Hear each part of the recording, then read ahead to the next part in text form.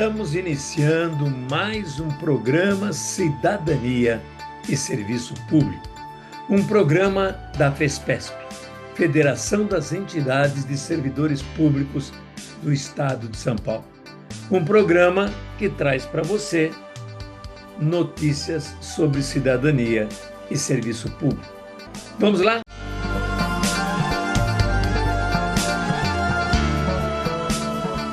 Só que antes da gente falar de inteligência artificial propriamente dito, eu achei por bem a gente fazer um resgate histórico, voltando algumas décadas em relação ao que a gente está hoje, porque uma coisa curiosa é que a história se repete.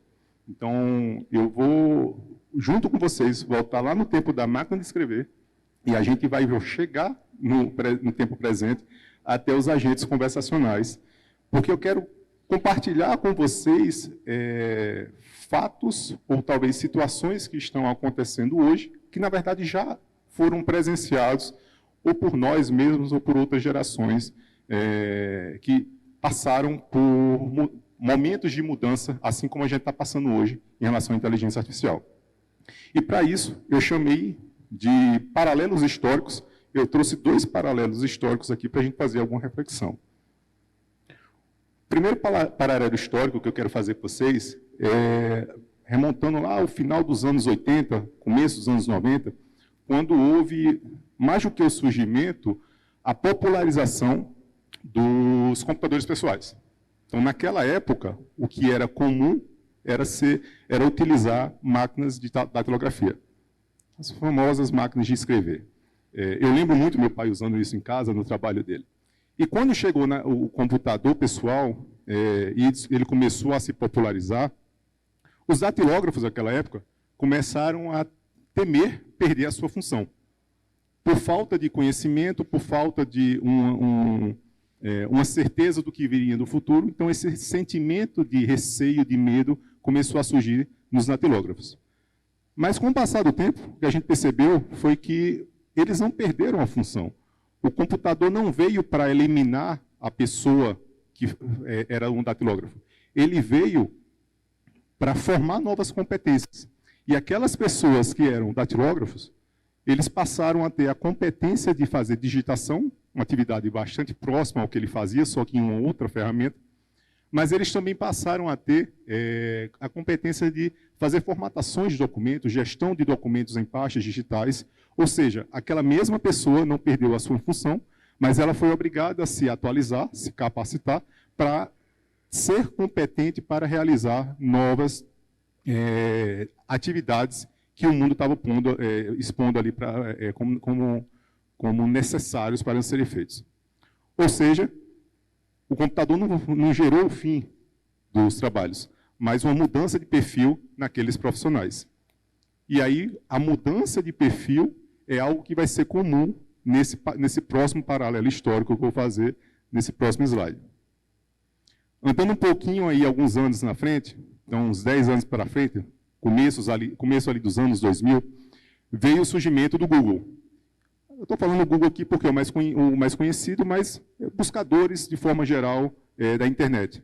E naquela época, novamente surgiu um receio, um medo de pessoas que faziam pesquisas, principalmente pesquisadores, professores, acadêmicos, e o receio naquela época é que o Google era como se fosse um vilão comparado às bibliotecas. Era como se o Google fosse acabar com as bibliotecas. Então, era o receio que eles tinham. Mais do que acabar com as bibliotecas, o receio que havia era que os trabalhos que fossem produzidos, utilizando o Google como ferramenta, seriam trabalhos superficiais ou imprecisos em relação ao conteúdo. Só que o que aconteceu não foi isso. O que aconteceu foi que o Google trouxe um acesso instantâneo a milhares de fontes. E com isso a gente teve uma redução absurda no tempo de pesquisa e principalmente a gente conseguiu democratizar a informação. Ou seja, o Google ele não eliminou as bibliotecas, mas ele nos deu aqui um potencial para acessar um conhecimento sem eliminar as bibliotecas, mas ao mesmo tempo sem me limitar como pessoa ao conhecimento que estava restrito só naquela biblioteca que eu poderia acessar. A partir do uso do Google e de qualquer outro buscador de internet, eu consegui ir além e buscar conhecimentos que estavam fora da minha região, ou fora da biblioteca que eu tinha acesso. E aí a gente chega nos dias de hoje. E a gente vê muito o receio do ponto de vista que o pessoal fala, a IA é inimiga. Por que a IA é inimiga? O pessoal tem o medo de perder a função. Ou então, por desconhecimento da inteligência artificial, há um certo receio de, olha, eu não sei usar. Eu também não confio no resultado. Como é que eu vou usar isso no meu trabalho? Então, quando eu falei nos slides anteriores que a história se repete, é porque eu acho que hoje, nos dias atuais, a gente está revivendo o que já aconteceu lá nos anos 80, 90 com o computador, o que aconteceu nos anos 2000 com o Google, a gente está acontecendo hoje com a inteligência artificial. Esse receio, que é normal, é natural haver esse receio, mas, ao mesmo tempo, é algo que veio para mudar, veio para ficar. Então, não adianta nadar contra a maré, porque assim como foi com o computador, foi com o Google, a IA veio para ficar, e a gente tem que se adaptar para, aí sim, não perder a função. Porque o objetivo da IA não é eliminar ou substituir a pessoa. Mas, sim, é possível que alguma função deixe de ser feita. Mas você, como pessoa, você pode se adaptar para ser capaz de realizar aquela nova função que vai surgir. Ou seja, com a inteligência artificial, a ideia é que você tenha menos tempo com tarefas repetitivas. Então, em vez de você usar o seu tempo para realizar tarefas repetitivas, você usa o seu tempo e o seu intelecto para realizar tarefas que, de fato, mereçam uma atenção maior, um tempo maior dedicado ali do ser humano. E, evidentemente, acho que todo mundo aqui, ou pelo menos a maioria, já deve ter experimentado usar qualquer inteligência artificial, um chat GPT ou algo similar, para corrigir um texto, para gerar um e-mail. A qualidade do nosso trabalho, a tendência é aumentar. Além da qualidade do trabalho, a velocidade com que a gente faz, com que a gente produz, vai ser muito maior. Ou seja, a IA não vai tirar o nosso lugar, mas ela vai transformar como é que a gente trabalha. E aí cabe a nós, servidores e funcionários públicos, a estar atento a esse tipo de coisa e se capacitar, olhar para o passado, ver quais foram os acertos das gerações anteriores, quais foram os erros, para que não se repita em relação a perder função ou algo do tipo. De novo, ela não tira o nosso lugar, mas a gente vai ter que se adaptar para a gente estar caminhando junto com a inteligência artificial. Então, dado esse paralelo histórico que eu falei, né, vamos falar um pouquinho da parte de IA, propriamente dito. Mas fiquem tranquilos, a IA não entra no conceito técnico, mas assim, um nível para desmistificar o que é IA, porque é comum, quando a gente vai discutir com IA, ainda haver uma incógnita sobre o que, de fato, é a inteligência artificial, como é que ela funciona. Então, essa é a ideia. Tá? Então, desmistificando um pouquinho o que é a inteligência artificial, eu vou começar falando o que não é inteligência artificial. Depois a gente fala o que é. Acho que é mais fácil falar o que não é. E o que não é inteligência artificial? Não é mágica e não é uma máquina que vai controlar o mundo, vai controlar os seres humanos, vai dominar a humanidade. A inteligência artificial não é isso. Apesar de parecer, você usa o ChatGPT lá, parece uma mágica o negócio, mas não é. É puramente matemática. Eu já falo um pouquinho sobre isso. Então, o que é a inteligência artificial? Nada mais é do que um poder de processamento absurdo, em cima de uma quantidade de dados cada vez maior, cada vez mais nós e qualquer objeto gera mais dados. Então, com o poder de processamento desses dados, cada vez mais em termos de quantidade, a inteligência artificial é a capacidade de tomar decisão a partir do processamento desses dados. E quando eu falo tomar decisão, é desde decisões mais simples, do tipo fazer uma classificação de um objeto, a partir de uma foto, dizer se é um cachorro ou um gato, até a tomar de decisão de qual é a próxima melhor palavra para eu colocar nesse texto. E qual é a próxima? E qual é a próxima? De fato que, no final, você consiga ter uma redação de um texto praticamente perfeito, de tão bem feito, que foi tão bem escrito que foi pela inteligência artificial. Por trás, ali não está uma escrita de texto para a inteligência artificial. Para a inteligência artificial está uma tomada de decisão baseado em equação matemática, que, para ela só está escolhendo uma próxima palavra. Mas, para a gente, ser humano, ao final, a gente tem um texto gerado. E faz parte desse contexto de inteligência artificial, quando a gente fala de processamento de dados, faz parte da inteligência artificial, o que é muito conhecido como aprendizado. A inteligência artificial, assim como o ser humano, ela vai aprendendo à medida que ela é apresentada a novas informações. Então, à medida que você apresenta novos dados e faz um retreinamento, é como se desse uma aula para a inteligência artificial, ela vai incorporando aquela informação, aquele conhecimento, e ela é gerada uma nova versão onde ela vai aprendendo e se tornando cada vez melhor. Melhor ao ponto de conseguir fazer detecção de padrões, representada ali pelas figuras geométricas.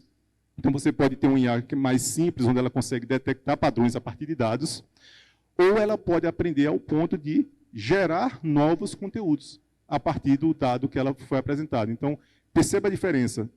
Na figura do meio, a IA ela não gera um novo conteúdo. Ela usa o conhecimento dela, a partir dos dados, para identificar padrões e te apresentar esses padrões. Com as novas inteligências artificiais, chamadas inteligências artificiais generativas, ela passa a olhar esse dado que foi apresentado para ela e ela tem a capacidade de gerar um novo conteúdo, que seriam os textos que são gerados, as imagens que são geradas com essas novas ferramentas de inteligência artificial. E a gente pode não perceber, mas ela está no nosso dia todo o tempo. A inteligência artificial hoje, ela eu acho que é pouco provável alguém que não tenha a inteligência artificial sendo utilizada no seu dia a dia, de forma cotidiana. Ela está no Waze. Então, quando eu vim para cá, eu não sabia onde era o evento, eu coloquei o Waze. Então, o Waze, ali tem uma inteligência artificial embutida para mim trazer, não só para o local, mas o melhor trânsito possível para chegar a tempo. Ela está nas câmeras de segurança, fazendo detecção ali de pessoas, de objetos, de reconhecimento facial. Ela está nos streams, Netflix, quando a gente assiste o Netflix e a gente recebe recomendações de novos vídeos, novos filmes ou séries, com base no nosso gosto, com o nosso histórico de uso do Netflix. Ela está nos assistentes conversacionais, chatbots, onde você pode utilizar esses chatbots para responder a questionamentos ou tirar dúvidas ali, seja num celular, seja no WhatsApp ou num computador, num browser comum. Então, ela está no nosso dia a dia. Mas, dado tudo isso, uma coisa que é muito importante, principalmente no nosso contexto aqui de serviço público, que é muito importante ficar claro, e eu vou voltar para o que não é a IA ela não é perfeita. Então, por mais mágico que possa parecer, a IA ela comete erros, assim como qualquer outro sistema de computador é passível de cometer erros, assim como qualquer um de nós, humanos, estamos passíveis a cometer erros, a IA também ela comete erros. E aí onde está o pulo do gato, da gente não ter medo da inteligência artificial, porque nesse momento, isso pode mudar amanhã ou daqui a alguns anos, mas nesse momento, o humano ainda é extremamente necessário para corrigir esses erros, para detectar que tem um erro e intervir antes que um problema maior possa acontecer. E aí, nesse cenário, eu quis trazer para vocês, depois que a gente faz esse paralelo histórico, apresentando ali coisas que se repetiram, esse receio, esse medo que se repetiu, falando um pouquinho agora do que é a inteligência artificial, eu quis trazer para vocês benefícios que podem acontecer no serviço público quando a gente faz uso de uma ou outra ferramenta de inteligência artificial, quando a gente faz o desenvolvimento de inteligência artificial. Para esse conjunto de slides aqui, eu achei interessante trazer casos reais que nós implementamos lá no SERPRO, porque eu acho que ajuda a materializar o uso da inteligência artificial no serviço público. Não porque tenha sido o SERPRO, porque eu trabalho lá. É lógico que eu sou do SERPRO, eu vou trazer exemplos do SERPRO. Mas pelo fato que é uma empresa pública desenvolvendo para órgãos públicos para que a IA seja usada tanto por servidores quanto por cidadãos. Então, essa é a ideia. Então, com base nisso, eu vou trazer alguns exemplos de projetos reais que a gente desenvolveu lá no SERPRO, usando inteligência artificial nos últimos anos. Mas antes de entrar nos projetos em si, eu acho que é interessante mostrar um pouquinho como é que o SERPRO está estruturado, ou como se estruturou, para desenvolver e trabalhar com inteligência artificial. O CEPRO montou o que ele chamou de Centro de Excelência em Inteligência Artificial. Foi um grupo de pessoas que se reuniram e tiveram ali capacitação bastante pesada, digamos assim, excessiva, para se capacitar e ter competência de não só desenvolver IA, mas também disseminar a IA dentro da empresa. E esse centro ele está estruturado em áreas que são essas aqui que eu trouxe para vocês. Então, a gente tem uma equipe que está dedicada a trabalhar com soluções de visão computacional e biometria. Então, quando a gente fala de visão computacional, é uma área da inteligência artificial que trata da capacidade de você trabalhar com imagens ou vídeos, e a partir dessas imagens você conseguir detectar padrões ou gerar padrões com o uso de imagens. Similar a isso, a parte de biometria. Então, a gente consegue hoje, o CEPRO hoje tem vários sistemas lá de biométricos usando inteligência artificial, desde a biometria facial até a biometria digital mesmo, né, dos dedos, biometria de fala e até biometria comportamental, pelo uso de dispositivos. A gente tem uma outra área, que é a que eu faço parte, que é a parte de IA generativa e PLN, que abarca também a parte das ferramentas conversacionais. Então, é uma área onde tem uma equipe que está dedicada para desenvolver soluções que se dedicam a trabalhar com textos para gerar textos e gerar, manipular e analisar textos a partir do uso de inteligência artificial. Uma outra área foca na parte de modelos preditivos. Os modelos preditivos são aqueles modelos que olham para os dados históricos e, com base nesses dados históricos, ele tenta prever o que pode acontecer no futuro, a partir de um determinado padrão que pode acontecer. Uma área mais recente que tem também essa parte de antifraude com IA, é bastante interessante. Então, a gente está aplicando a inteligência artificial para tentar identificar anomalias ou indícios de fraude que possam ser alertados para ter ali alguma observação em relação ao comportamento do uso de um aplicativo ou em relação ao comportamento dos dados que existem ali no banco ou algo do tipo. E, por fim, a parte de otimização, que busca ali usar a inteligência artificial para melhorar a rotina de trabalho do dia a dia. Dá um exemplo nessa parte de otimização. Imagine uma equipe que é responsável por fazer julgamentos de processo. Existe uma fila enorme de processos. Qual é a melhor forma de eu distribuir o processo para a pessoa A, B ou C? Considerando o conteúdo ou o tema do processo, considerando o perfil das pessoas. A área de otimização ela foca nesse tipo de problema. A melhor forma de distribuir trabalho, cargas de trabalho para as pessoas de acordo com o perfil. Então, nesse cenário, eu vou trazer agora para vocês exemplos de projetos que foram desenvolvidos em alguma dessas áreas. Não trouxe de todas as áreas, mas de algumas áreas eu trouxe aqui para vocês. O primeiro exemplo, e aí eu vou pedir a ajuda ali do Davi para dar um play no primeiro vídeo, é um exemplo de biometria facial. Então, nesse vídeo aqui maior que está passando, ela faz parte de um credenciamento de um evento, onde a pessoa chega e apenas com a foto dela, o sistema já verifica quem é aquela pessoa, se ela está inscrita e se ela pode acessar. Ela não precisa apresentar documento, ela não precisa mostrar um e-mail, um crachá, nada disso. Apenas com o rosto, ela é credenciada a entrar no evento.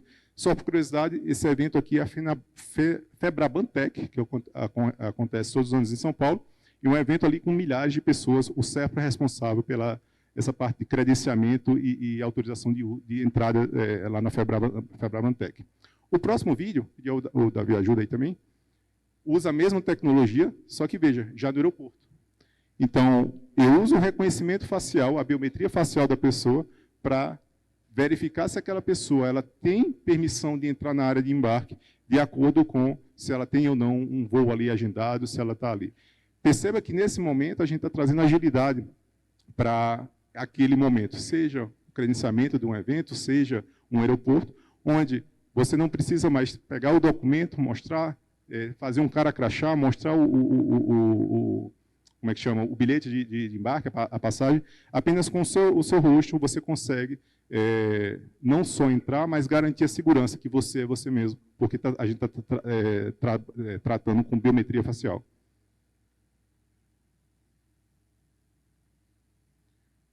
Quando a gente entra na área de IA generativa e processamento de linguagem natural, eu trouxe dois exemplos aqui de duas ferramentas que o CEPRO desenvolveu e está à disposição para uso. A primeira aqui, que fica no meu lado direito, é o lado esquerdo de vocês, do meu lado direito, é o SerproBots, essa em azul aqui. A plataforma SerproBots foi uma plataforma que o Serpro desenvolveu para desenvolvimento de chatbot. Mas qual é a grande pegada da plataforma SerproBots?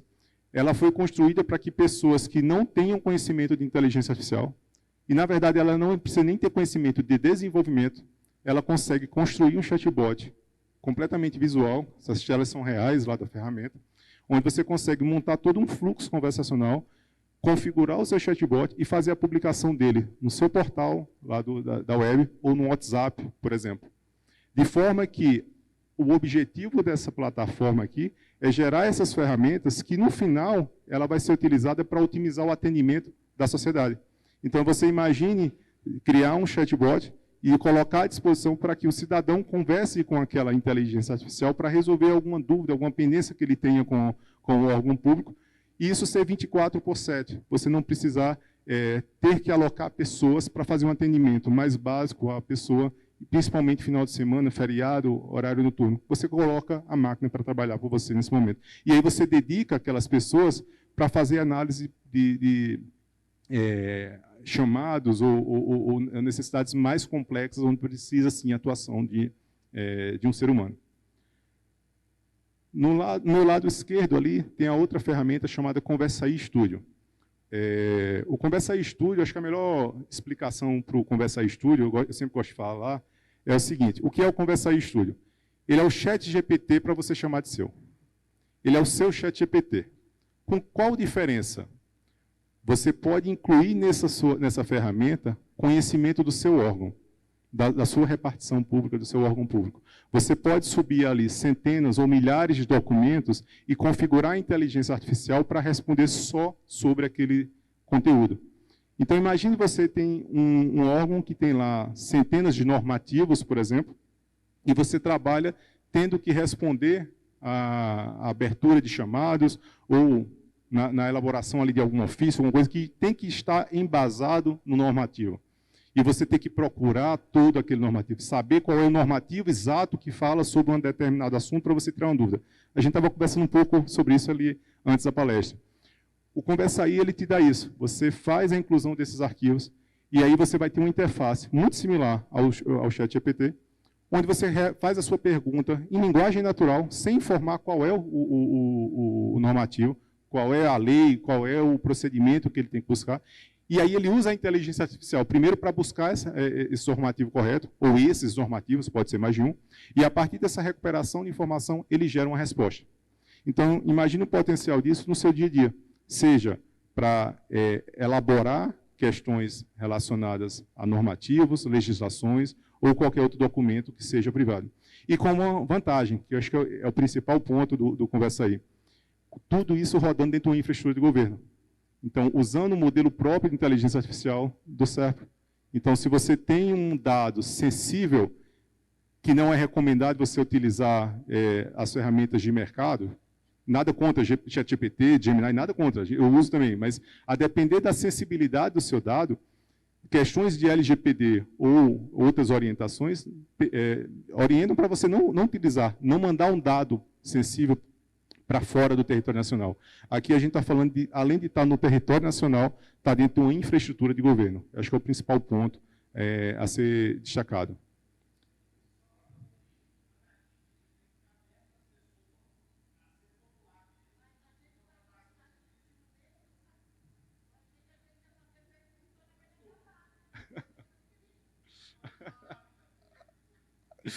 No final a gente faz as perguntas, eu respondo a todas, não se preocupa.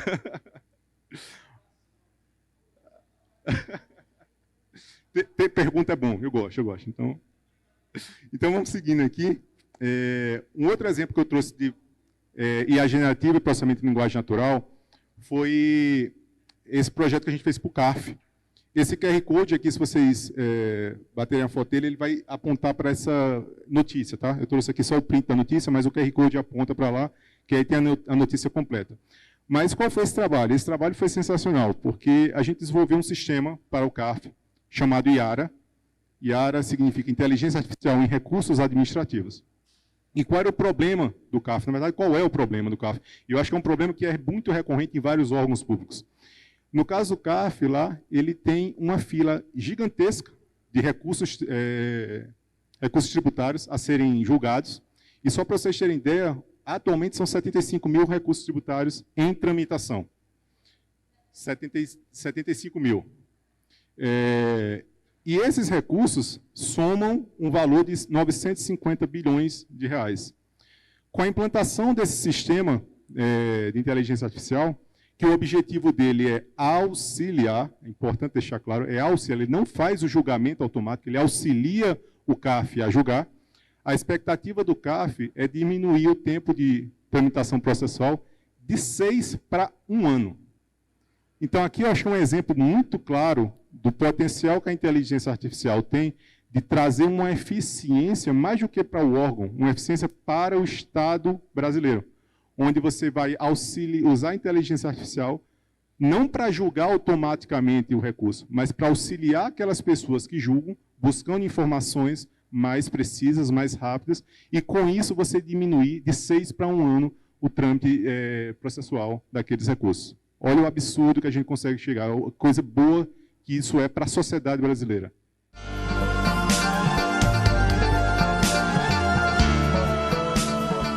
Chegamos ao fim de mais um programa Cidadania e Serviço Público, uma produção da FESPESP, Federação das Entidades de Servidores Públicos do Estado de São Paulo. Um programa que traz para você cidadania e serviço público. Até o nosso próximo programa.